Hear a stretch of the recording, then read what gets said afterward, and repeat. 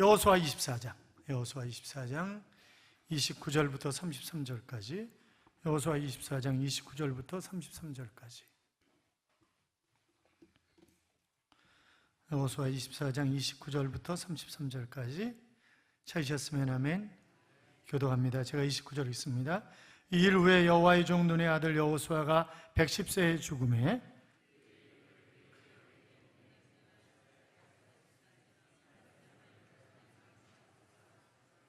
이스라엘의 여호수아가 사는 날 동안과 여호수아 뒤에 생존한 장로들 곧 여호와께서 이스라엘을 위하여 행하신 모든 일을 아는 자들이 사는 날 동안 여호와를 섬겼더라.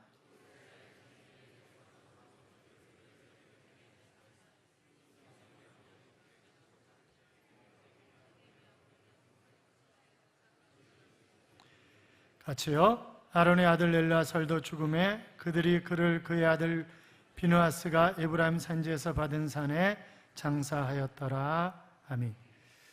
오늘 그 귀한 분들이 오셨어요. 우리 김영철 오영원 목사님 오셨는데, 이름을 밝히면 안 되는 건데 원래, 왜냐하면 북한에서 탈북한 사람들이라든지 이런 사역을 중국에서 하고 있기 때문에 위험한 사역을 하고 계시는 그런 분들이거든요. 저쪽 뒤쪽에 앉으셨는데 우리 같이 뜨거운 박수로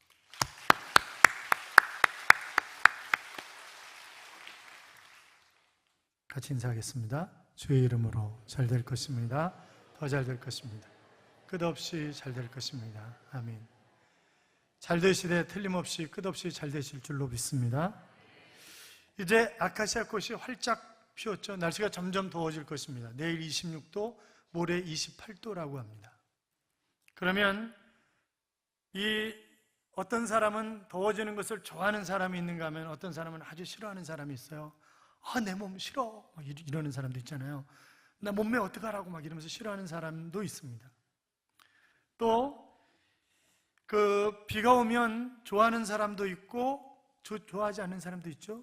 비가 오면 저 같은 사람은 이 옆에 둘레길 개울을 흐르잖아요. 그러니까 물이 많아져서 물소리가 더 아름답게 들리겠구나라고 하는 기대감을 갖는 사람이 있는가 하면, 또 어떤 사람은 옛 애인을 생각하면서 시를 읊는 그런 사람도 있다고 하는 이야기를 듣습니다. 그러나 비 오면 어제 세차했는데 오늘 비 오면 어떡해 이러면서 또 성질내는 그런 사람도 있습니다. 그렇잖아요. 눈이 오면 아주 강아지처럼 좋아라고 동동 발을 굴리면서 뛰는 사람이 있고, 사랑하는 사람들에게 전화를 걸어서 빨리 만나자고 하는 그런 사람이 있는가 하면, 눈이 오면 길이 막힐까 봐 눈치를 걱정하면서 아주 얼굴 인상 찡그리고 다니는 그런 사람도 있습니다. 여러분은 비가 오거나 눈이 오거나 좋아하십니까? 싫어하십니까? 전혀 상관이 없군요. 전혀 상관이 없이 그냥 살아가시는군요. 그러니까 만약 나는 비가 오고 눈이 오는 게 싫다 이러면 그 사람은 인생이 꺾여진 사람이랍니다. 그러니까 우리가 어떤 상황이든, 겨울이면 겨울대로 좋고 여름이면 여름대로 좋고 가을이면 또 낙엽 떨어지는 거 보면서 내년 봄이 또 오겠구나 이런 생각도 할 수 있고, 얼마든지 우리가 좋게 생각을 할 수 있잖아요. 그런데 계절이 바뀔 때마다 성질 내시면 안 되는 거예요. 그러면 꺾여진 인생이라고요. 희망이 없단 말이죠. 사랑하는 여러분, 오늘은 어떤 날입니까? 오늘은 좋은 날입니다. 별로 아멘이 아니시군요. 여러분의 생각에 따라 오늘이 좋은 날일 수도 있고 아닐 수도 있는데, 나의 죄 때문에 십자가를 지신 주님을 생각하면서 예배를 드리라고 허락하신 날이기 때문에 오늘은 분명히 좋은 날이고 복된 날인 줄로 믿습니다. 그렇잖아요? 미국의 방대한 철도 조직을 가지고 있는 철도 회사의 회장님이 임종을 맞이하게 됐습니다. 아들이 급히 달려와가지고 심상 곁에 무릎을 꿇고 아버지의 손을 붙잡았어요. 그랬더니 이 아버지가 이렇게 얘기를 합니다. 아들아, 내가 잡고 있는 손은 이 세상에서 가장 실패한 실패자의 손을 잡고 있는 거다. 아버지 무슨 말씀이세요? 아버지가 철도회사를 설립했고 수십만 명을 먹여 살리고 있는 거고 수천만 명의 미국인들이 이 철도를 이용하고 있습니다. 아버지는 위대하신 분입니다. 그랬더니 내가 철도를 설계하고 또 건설하고 이 수없이 많은 사람들이 철도를 이용하기까지 나는 하나님을 떠나서 있었구나. 하나님을 떠난 인생은 실패한 인생이야. 내가 꼭 너에게 해주고 싶은 말이 바로 그 말이야. 하나님 떠난 인생은 그 어떤 것을 하더라도 그것은 실패한 인생이란 말이지. 그러면서 눈을 감으시더라는 거죠. 이 철도회사 회장님은 임종 때가 되어서야 진정한 가치가 무엇인가를 깨달은 것입니다. 여러분, 꽃피는 봄의 산과 바다가 우리를 유혹하고 있지만 예배드리는 것이 가장 귀한 줄로 알아 성전에 달려나와서 예배를 드리는 여러분, 하나님께서 여러분의 삶을 복되게 하실 줄로 믿습니다. 이스라엘 백성들에게 모세는 홍해를 건너서 40년 동안 광야에서 정말 백성들을 위해서 기도하며 몸부림치며 인도해 온 위대한 지도자였습니다. 모세의 뒤를 이은 여호수아는 가나안 정복 전쟁을 7년 동안 치르면서 멋지게 승리의 승리를 거듭하게 한 그런 장군이었습니다. 이제 모세가 임종이 가까웠을 때 그 백성들을 안타까워하면서 백성의 지도자들을 세겜에 모으고 한 이야기가 바로 23장, 24장의 이야기인데, 이런 얘기죠. 하나님을 의지하세요. 하나님의 말씀에 순종하세요. 그것만이 살 길입니다. 여기까지 인도하신 분은 하나님이십니다. 여러분이 섬길 대상을 분명히 해야 합니다. 라고 하는 것이 바로 23장, 24장에 한 이 사도 바울, 그 여호수아의 고별 설교다. 그렇게 우리가 이야기할 수 있습니다. 오늘 본문을 보시면 29절에 여호수아가 110세에 죽었다 하는 그런 이야기가 나오고, 31절에 보시면 여호수아가 사는 날 동안, 아니 그와 함께 있던 장로들이 사는 날 동안은 이스라엘 백성들이 여호와를 섬겼다고 하는 그런 이야기가 나옵니다. 그리고 32절에 보면 바로 팔려가서 죄수로 살다가 애굽의 총리가 되어서 이스라엘 백성들이 출애굽하는데 결정적인 역할을 했던 그 요셉의 뼈를 가져왔는데 그 뼈를 세겜에 장사했다고 하는 그런 이야기가 32절에 나오고 있습니다. 여기까지 보면 야, 정말 이스라엘 백성들이 행복하게, 여호수아가 행복하게 마지막 죽어가는구나, 그런 생각을 할 수 있지만, 그러나 그들이 정복한 가나안 땅의 정복은 완전한 것이 아니었다고 여러분에게 지난 시간에도 말씀을 드렸습니다. 그들의 가나안 땅에서의 삶은 믿고 순종하는 그런 삶이 아니었습니다. 은혜와 평강이 넘치는 그런 삶이 결단코 아니었다고요. 여호수아 다음으로 나오는 사사기를 보면 이스라엘 백성들이 하나님의 복과 얼마나 동떨어진 삶을 살았는가를 우리가 확인할 수 있는데, 자, 먼저 여호수아 24장 23절 24절 봐요. 여호수아 24장 23절 24절 같이 읽어요. 여호수아가 이르되 그러면 이제 너희 중에 있는 이방 신들을 치워버리고 너희의 마음을 이스라엘 하나님 여호와께로 향하라 하니, 백성이 여호수아에게 말하되 우리 하나님 여호와를 우리가 섬기고 그의 목소리를 우리가 청종하리이다 하는지라. 아멘. 자, 하나님만 섬기고 하나님의 말씀에 순종하겠다고 이스라엘 백성들이 결심을 했습니다. 그런데 그들의 삶이 그렇지 않았다고요. 자, 사사기서로 가서 사사기 2장 2절 3절 보세요. 여호수아 다음이 사사기예요. 사사기 2장 2절 3절 같이 읽어요. 너희는 이 땅의 주민과 언약을 맺지 말며 그들의 제단들을 헐라하였거늘 너희가 내 목소리를 듣지 아니하였으니 어찌하여 그리하였느냐. 그러므로 내가 또 말하기를 내가 그들을 너희 앞에서 쫓아내지 아니하리니 그들이 너희 옆구리에 가시가 될 것이며 그들의 신들이 너희에게 올무가 되리라 하였노라. 아멘. 자, 이스라엘 백성들은 하나님을 등졌고 하나님의 말씀을 외면해 버렸습니다. 그들은 영적 긴장감에서 벗어난 것입니다. 여러분 보세요. 이제 완전하게 정복한 것은 아니지만 가나안 땅을 정복하고 지파별로 땅을 분배받았잖아요. 이제 안정된 삶을, 이 방랑하는 그런 삶을 살아도 되지 않으니까 그들이 영적 긴장감에서 해이해진 것입니다. 하나님만 바라보고 하나님의 말씀을 따르고 하나님이 우리의 왕이시라고 했던 그들의 생각이 변절된 거죠. 아, 이제 편안하잖아, 이제 이만하면 됐잖아, 그런 생각을 하는 것입니다. 꼭 우리가 이렇게 편안하게 사는데 뭐 예배 드릴 필요 있어?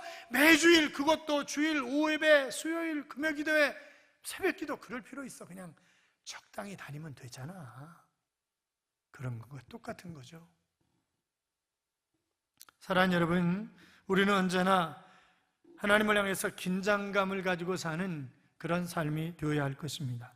여러분이 처음 구원받았을 때, 처음 은혜 받았을 때 그 기쁨과 감격을 지금도 기억하고 계십니까? 처음 세례받을 때 결심한 것, 내가 집사가 되었을 때 하나님 앞에 약속한 것, 권사가 되었을 때 다짐한 것, 장로 될 때 결심한 것 지금도 실천하고 계십니까? 너무 익숙해져 있는 것 아닙니까? 여러분에게 물어볼까요? 권사님들 긴장감을 가지고 지금도 살아가고 계십니까? 여러분이 늘 새벽 기도하겠다고 하나님 앞에 약속을 하셨습니다. 교구장님들 금년에 이제 4개월이 지났습니다. 처음 내가 교구장이 되었을 때 정말 내가 열심히 교구원들을 잘 섬겨서 우리 교구가 행복할 수 있도록, 우리 교구가 성장할 수 있도록 최선을 다하겠다라고 하는 그런 다짐이 지금도 유효합니까? 장로님들 모든 공예배뿐만이 아니라 새벽 기도 열심히 하면서 충성하겠다고 하셨는데 수요일 날도 금요기도에도 안 보이는 이유가 무엇입니까? 새벽에 눈을 크게 뜨고 쳐다봐도 교회 중직자들이 많지 않아요. 하나님 앞에 약속했던 것들, 처음 가졌던 그런 신앙, 그런 것들이 우리에게서 사라져가고 있단 말이죠. 목사인 제 자신에게 묻고 싶습니다. 처음 목사 안수를 받을 때, 처음 개척해서 첫 예배를 드릴 때 가졌던 그 마음을 내가 지금 가지고 있는가? 라고 하는 것입니다. 여러분, 우리에게 세 가지 심이 필요해요. 초심, 열심, 뒷심, 이 세 가지가 필요합니다. 뭐가 필요하다고요? 초심, 열심, 뒷심. 초심만 있는 거 아니에요? 신앙생활을 오래 하신 분들 영적인 긴장감을 가지셔야 합니다. 언제 어디서나 하나님의 뜻에, 하나님의 말씀에 민감하게 반응하는 그런 영적 긴장감이 있어야지 그냥 되는 대로 적당히 타협하면서 살면 누가 기뻐하겠어요? 순간의 선택이 10년을 좌우한다라고 하는 그런 광고가 우리에게 굉장히 어필되었던 때가 있습니다. 왜냐하면 선택이 얼마나 중요한가라고 하는 것을 누구나 경험하고 살고 있기 때문에 이 순간의 선택이 10년을 좌우한다. 여러분, 순간의 선택이 얼마나 중요해요. 배우자를 선택하는 문제, 직장을 선택하는 문제, 교회를 선택하는 문제, 이런저런 문제들이 나의 영원한 행복을 가져올 수도 있고, 아니면 내가 정말 힘들게 무거운 짐을 지고 살아가야 할 수도 있기 때문에 선택이 정말 중요한데, 오늘 딴 데 가지 않고 이렇게 예배당으로 선택한 것은 정말 하나님이 기뻐하실 그런 일이 아니겠습니까? 여러분, 물론 내가 하나님의 자녀가 된 것은 내 선택이 아니라 전적인 하나님의 은혜입니다만, 그러나 우리는 그럼에도 불구하고 순간순간 여러 가지를 믿음 생활에서도 선택하며 살아가야 되는데, 지금 이스라엘 백성들이 좋은 게 좋은 거지 뭐, 그렇게 선택하고 살아가는 것입니다. 가나안 땅을 정복하기 전에 신신당부하셨어요. 하나님이 이방인들을 다 쫓아내라, 생명이 붙어있는 것은 다 죽여라, 그렇게 명령하셨습니다. 왜냐하면 쫓아내지 않으면, 다 죽이지 않으면 그들과 동화되어서 그들과 결혼하고 그들이 섬기는 우상 숭배하고 그럴 것이기 때문에, 그것이 뭐 불을 보듯 뻔하니까 생명이 붙어있는 거 다 죽이라는 거예요. 여러분, 그들이 얼마나 음란했는지 몰라요. 거의 여인들이 거의 다 창녀였다, 그렇게 보면 맞을 정도였다는 거예요. 여러분, 스와핑족 알죠? 스와핑족. 우리나라의 스와핑족이 그 전에 발표했을 때 6,000쌍이 스와핑족이라 그랬어요. 그리고 그들이 이천에 있는 곳에서 모여가지고 1년에 몇 차례씩 파티를 하는 거예요. 부인 바꿔가지고 자는 거예요, 그날 저녁에. 그런데 이 전문 직종에 종사하는 사람들이 너무 많다는 거예요. 그런데 그것이 일성화되어 있던 곳이 가나안 족속들이에요. 그러니까 그들이 얼마나 타락해. 그래서 하나님은 생명이 붙어있는 것을, 왜? 저들과 같이 있어봤자 될 일이 없다는 거예요. 오죽하면 사랑의 하나님이 다 죽여버리라고 그렇게 말씀하셨겠어요. 그런데 그들을 다 남겨둔 거예요. 그래서 여호수아 15장, 16장, 17장을 읽어보면 15장에서는 요셉 지파, 16장에서는 에브라임 지파, 17장에서는 므낫세 지파가 그들을 그냥 남겨둔 것입니다. 그래서 15장 63절에 보시면 예루살렘 거빈 여부수 사람을 유다 자손이 쫓아내지 못하였으므로 여부수 사람이 오는 날까지 유다 자손과 함께 예루살렘에 거하니라 그랬습니다. 16장 10절에 가면 그들이 게셀에 거하는 가나안 사람을 쫓아내지 아니하였으므로 가나안 사람이 오늘날까지 에브라임 가운데 거하며 사역하는 종이 되니라 그랬습니다. 17장 12절에 하여 가시면 므낫세 자손이 그 성읍들의 거민을 쫓아내지 못하며 가나안 사람이 결심하고 그 땅에 거하였더니 이스라엘 자손이 강성한 후에야 가나안 사람에게 사역을 시켰고 다 쫓아내지 아니하였더라 그랬습니다. 그리고 사사기 넘어가면 1장 21절부터 계속 베냐민 지파, 므낫세 지파, 에브라임 지파, 스불론 지파, 납달리 지파, 단 지파, 아니 한 지파도 빼놓지 않고 모두가 다 이방인을 추방하지 못하는 것입니다. 아니 여러 차례 말씀드린 것처럼 추방하지 않는 것입니다. 적당히 남겨두는 거예요. 왜요? 목전의 이익 때문에. 이스라엘 백성들이 가나안 사람들을 쫓아내지 못한 이야기를 하면서 그 뒤에 뭐라고 묻냐면 그들이 사역을 시켰더라 그랬습니다. 자, 이 사람들이 지금 가나안 땅에 들어온 사람들이 출애굽 2세들이에요. 여호수아와 갈렙 제외하고 그들이 광야에서 길게는 40년, 그리고 이제 가나안 땅에 들어와서 정복 전쟁을 7년 동안 치르고 이러면서 그들이 농사를 지어본 적이 없어요. 농사에 대한 두려움이 있는 거예요. 그러니까 저놈들 남겨두고 농사 짓게 하면, 그리고 그들에게 우리가 배우고 그런 다음에 저놈들 다 내쫓으면 되지 뭐, 이렇게 생각할 수도 있었던 것입니다. 그래서 적당히 그들과 타협을 하는 거예요. 여러분, 우리가 이미 보았던 것처럼 그들이 뭐예요? 올무가 되고 덫이 되고 그래서 가시가 되고 그래서 끊임없이 이스라엘 백성들을 괴롭히는 것 때문에 사사시대가 오는 거잖아요. 300년 넘게 그들은 이방 민족에게 얼마나 많은 시달림을 당했는지 모릅니다. 여러분, 손톱에 가시 하나 껴보세요. 얼마나 아픈지 모릅니다. 그런데 허리에 가시가 된다는 거예요. 허리가 생활을 할 수 없도록 만드는 것이 바로 이 가나안 사람들이라고 하는 것입니다. 이스라엘 백성들이 100% 하나님 앞에 순종했다고 한다면 가나안 땅은 틀림없는 축복의 땅이 되었을 것입니다. 그런데 100% 순종하지 않은 것 때문에 그들은 그 땅이 축복의 땅이 아니라 그 땅이 견디기 힘든 그런 고통의 땅이 되었던 것입니다. 왜요? 목전에 이익 취하려고 하다가. 어떤 아이가 스케이트를 타다가 물에 빠져 죽게 되었어요. 아무도 구경만 하고 물에 안 들어가는 거예요. 왜? 들어가면 자기도 죽을지 모르니까. 그런데 어떤 아이가 갑자기 팍 뛰어들어가더니 죽기 살기로 건져오는 거예요. 그래서 막 사람들이 박수를 치면서 야, 잘했다. 너 어떻게 그렇게 물속에 들어가서 건져왔니? 그랬더니 저 자식이 내 스케이트 신고 있잖아요. 그렇게 얘기를 하더라고요. 여러분, 우리가 똑같은 삶을 사는 거 아니냐 말이죠. 똑같이. 그게 나에게 이익이 안 되면, 나하고 관련이 없으면 그냥 방관하고 영적인 긴장감이 없이 대충 설렁설렁 하면서 살아가는 것 아니냐 이 말이죠. 어렵다고 긴장 풀고 쉽게 가려고 적당히 타협하고 정리하다 보면 비전도 잊어버리고 다 잊어버리는 것입니다.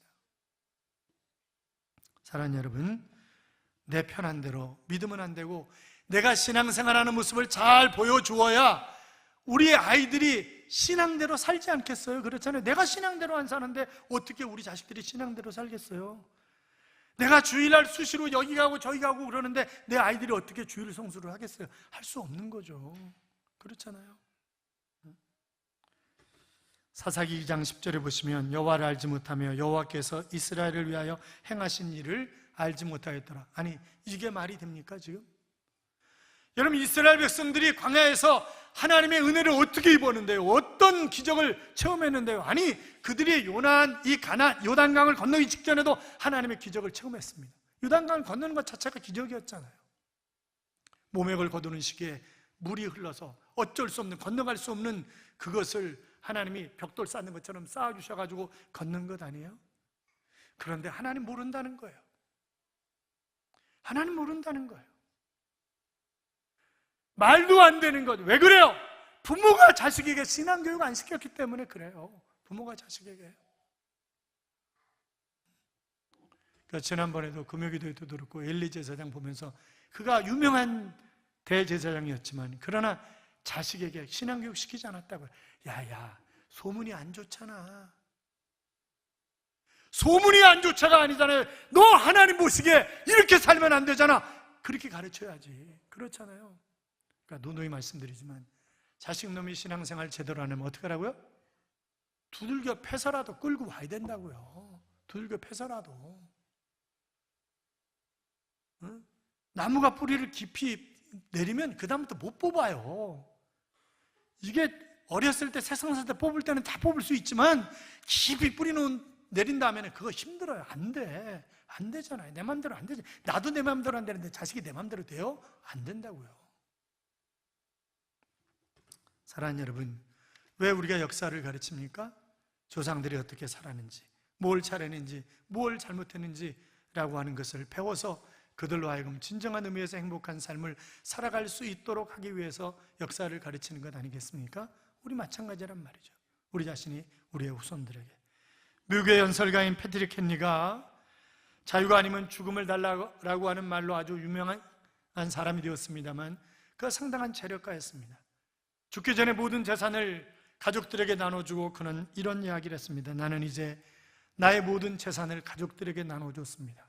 그러나 내 가족들이 신앙생활을 하지 않는다면 그들이야말로 가장 가난한 사람들이요, 내 가족들이 아무것도 물려받은 것이 없다 할지라도 신앙생활을 한다면 그들이 가장 부자라고 나는 믿습니다. 그렇게 얘기를 하는 거죠. 그러니까 신앙의 유산을 물려주는 것이 최고라고 하는 것입니다. 사랑하는 여러분, 여러분은 어떻게 하시렵니까? 어떻게 사시렵니까? 자녀들에게 무엇을 물려주기를 원하시는 것입니까? 사랑하는 여러분, 우리가 잘못된 것이 후대에 전달되지 않도록 바르게 신앙생활을 해야 하고 다음 세대들에게 바르게 가르쳐야 합니다. 교회 오래 다닌 연조 자랑하지 마세요. 내가 목사라는 것, 내가 장로라는 것, 내가 권사라는 것, 내가 안수집사라는 것 자랑할 것 아무것도 없어요. 그렇잖아요. 내가 현재 하나님 앞에 어떻게 쓰임받고 있는가라고 하는 것을 얘기를 해야지. 내가 신앙생활 몇 년 한 줄 알아? 야 임마 아빠가 장로야, 이런 거 자랑할 게 아니에요. 그렇잖아요. 아빠가 목사인데 이게 자랑할 게 아니라고요. 사랑하는 여러분, 정말 신앙을 콘스탄티누스 때, 이 콘스탄티누스는 콘스탄틴 대제의 아버지인데 이 콘스탄틴 대제는 주 313년에 밀란 칙령을 통해서 종교의 자유를 허락했던 그런 분이잖아요. 그런데 그 아버지는 상당히 많은 교회를 폐쇄하고 예수 믿는 사람들을 박해했던 그런 사람입니다. 그런데 어느 날 보니까 강요 가운데 상당수가 예수 믿는 사람들인 거예요. 야, 이거 이러다가 꼬라지가 말이 안 되겠다라고 생각을 해가지고 예수를 택하든지 관직을 택하든지 둘 중에 하나를 택하라. 그랬더니 눈이 반짝반짝 빛나는 사람들은 다 폐하 죄송합니다, 저는 제가 믿는 신을 버릴 수 없습니다, 그리고 나가는 거예요 다. 그런데 눈이 동태눈 같은 인간들만 남아가지고 아이고 폐하가 신이지 누가 신이겠습니까? 이러면서 그러는 거죠. 가만히 생각해 보니까 이놈들이 자기들이 믿는 신도 배반하는데 저놈들이 언제 나를 배반할지 어떻게 알겠냐 내가. 저런 믿을 수 없는 놈들, 그래가지고 그들을 다 내쫓고 다시 나 같은 사람들을 불러들여가지고 주요 보직을 맡겼다고 하는 그런 이야기가 있습니다.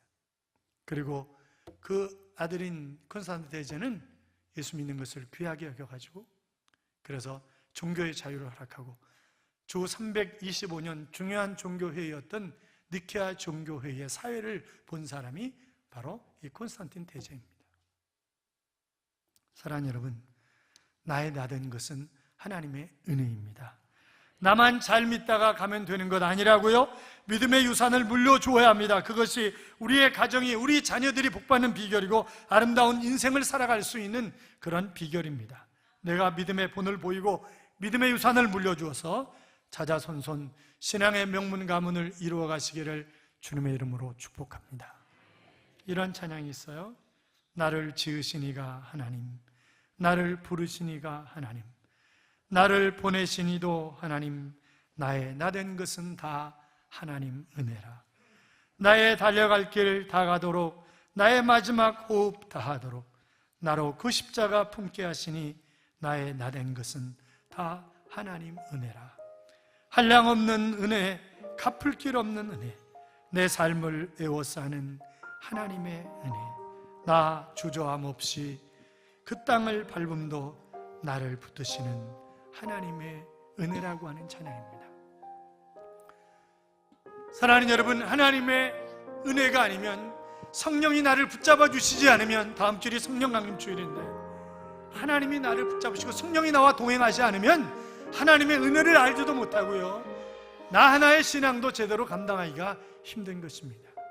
하나님의 은혜를 기억하면서 나와 동행하시는 성령의 지배를 받고 살아가는 그런 삶이 우리 모두의 삶이 될 수 있기를 주님의 이름으로 축원합니다. 축원합니다.